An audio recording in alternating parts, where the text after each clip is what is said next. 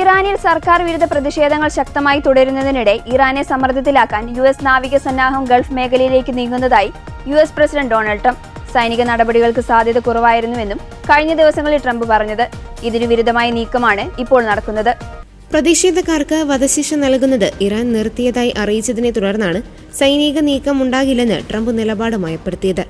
ദക്ഷിണ ചൈന കടലിലെ അഭ്യാസങ്ങളിൽ നിന്ന് USS Abraham Lincoln career strike ഗ്രൂപ്പിനെ മിഡിൽ ഈസ്റ്റിലേക്ക് മാറ്റാൻ ഉത്തരവിട്ടതായി കഴിഞ്ഞയാഴ്ച US മാധ്യമങ്ങൾ റിപ്പോർട്ട് ചെയ്തിരുന്നു.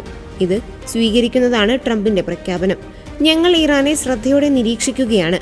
സ്വിറ്റ്സർലൻഡിലെ ദാവോസിൽ നടന്ന ലോക സാമ്പത്തിക ഫോറത്തിൽ നിന്ന് തിരിച്ചെത്തുന്നതിനിടെ ട്രംപ് മാധ്യമങ്ങളോട് പറഞ്ഞു. ഒരു വലിയ നാവിക സന്നാഹം ഇറാനിലേക്ക് നീങ്ങുന്നതായും ചിലപ്പോൾ ആ സന്നാഹത്തെ ഉപയോഗിക്കേണ്ടി വരില്ലെന്നും ട്രംപ് കൂട്ടിച്ചേർത്തു.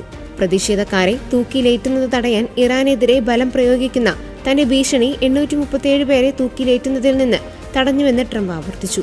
ഇറാനുമായുള്ള ചർച്ചയ്ക്ക് താൻ തയ്യാറാണെന്നും ട്രംപ് വ്യക്തമാക്കി. ബുധനാഴ്ച ഇറാനിയൻ അധികൃതർ പ്രതിഷേധത്തിന്റെ ഔദ്യോഗിക കണക്കുകൾ പുറത്തുവിട്ടു.